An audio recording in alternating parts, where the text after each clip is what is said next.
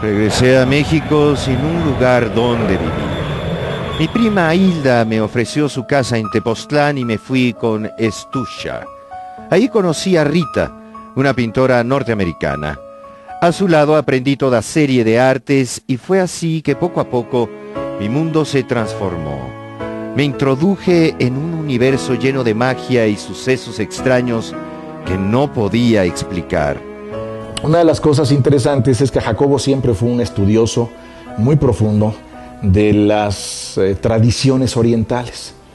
Era un estudioso, o es un estudioso, de las tradiciones orientales en el sentido de que encontraba que en una serie de tradiciones muy antiguas había razones para suponer que era muy alta la probabilidad de que algunos de los fenómenos de comunicación verbal y no verbal que estaba estudiando en el laboratorio parecían estar regidos por principios que, sin ser científicos, sin estar formados como científicos, muchas personas dentro de la mística oriental ya tenían acceso a ellos.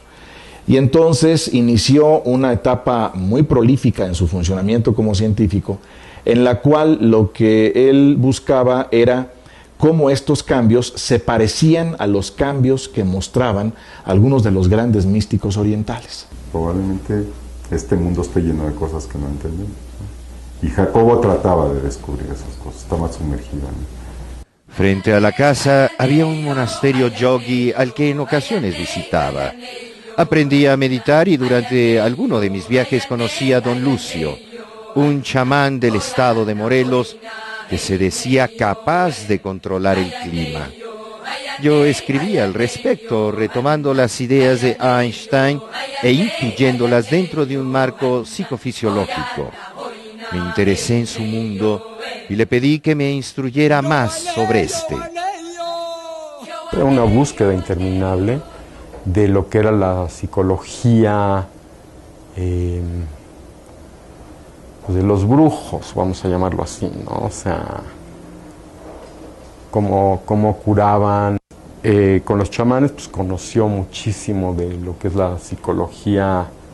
Él lo llamaba los psicólogos autóctonos, pero que conocían algo muy ancestral, ¿no? Que habían aprendido a través de sus antepasados, que se continuaba en forma verbal con los hijos y que tenían dones muy especiales. Era de los que se iba, un día desaparecía, ni sabíamos dónde andaba, y se aparecía un mes después, y estuvo con un chamán viviendo con él en el campo, durmiendo, sin bañarse, como se vivía o como en ese momento vivía el chamán. Él se adaptaba y se los ganaba, porque era sincero, él nunca buscaba el dinero. El dinero era nada, un medio que se necesitaba para la vida, pero realmente era una persona dedicada a la ciencia, a investigar, a averiguar qué estaba pasando.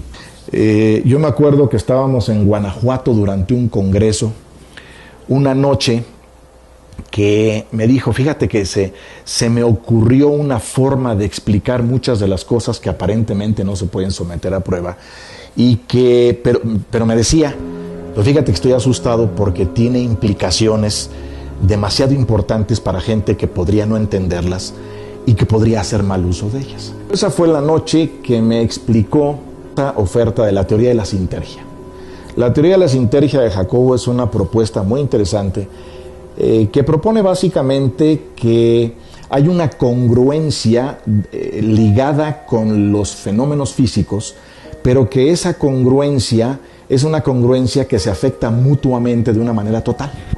En otras palabras, cuando hay una información importante que afecta al ambiente, esta información no se pierde.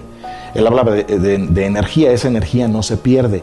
Deja alguna huella que algún otro elemento, quizá biológico, quizá climatológico, algún día va a volverle a dar relevancia y va a afectar un fenómeno. Esa noche él y yo finalmente acordamos que esas relaciones que parecían explicar la teoría de la sintergia, si las pudiéramos graficar, si las pudiéramos representar gráficamente, parecerían a guisa de cuadrantes de datos que se daban primero a nivel micro y después mediano hasta un nivel macro muy grande de realidad, podrían representarse como dos conos que se tocan por la punta, una especie de diablo, el juego que se juega con cuerdas, que puesto así podría representar como una realidad muy grande aterriza en un dato muy específico y ese dato después aterriza en afectar otra realidad que se parece poco a la primera. Ahí fue donde algunos de sus críticos dijeron, estás suponiendo que hay dos realidades. Y una de las cosas que Jacobo decía es, no, lo que pasa es que cada quien describe la realidad que percibe, pero no es posible que porque estamos percibiendo solo esa, a priori digamos que no pudiera haber otras relaciones de naturaleza completamente física en la realidad y que no hemos tenido la oportunidad de someter a prueba. Conocí a Pachita, una curandera, durante una reunión con Margarita López Portillo, quien pretendía ayudarme en la creación del Instituto Nacional para el Estudio de la Conciencia. Ahí me invitó a que la visitara en su casa y observara lo que hacía. Acepté la invitación.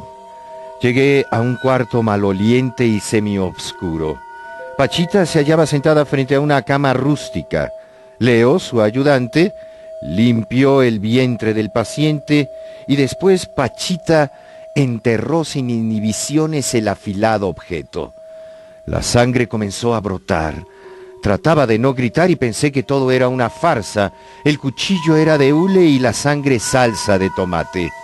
Como si hubiese leído mi mente, Pachita sujetó mi mano y la introdujo en la herida. Entonces comprendí que aquello era verdadero.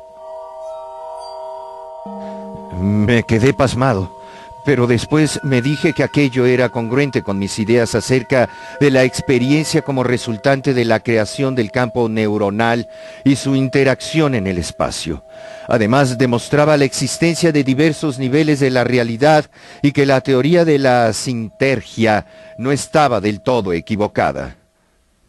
El campo neuronal unificado se basa, entre otras, en la propuesta de que como no se pierde ninguna energía, o sea, la energía no desaparece, no se disipa, lo que pasa es que pasa a otros valores que ya no podemos medir, pero no tenemos por qué suponer que desapareció. La teoría unificada, neuronal unificada, lo que propone es que la neurona, como parte del mundo que recibe los cambios energéticos y que tiene propiedades de materia, no debería ser diferente al resto y que por lo tanto, en principio, y creo que esta era una de sus propuestas que no terminó de someter a prueba, en principio debería ser posible que si esta comunicación a distancia no verbal pudiera existir, también pudiera existir cambios congruentes en los sistemas nerviosos de varias personas si estaban exponiéndose a experiencias similares.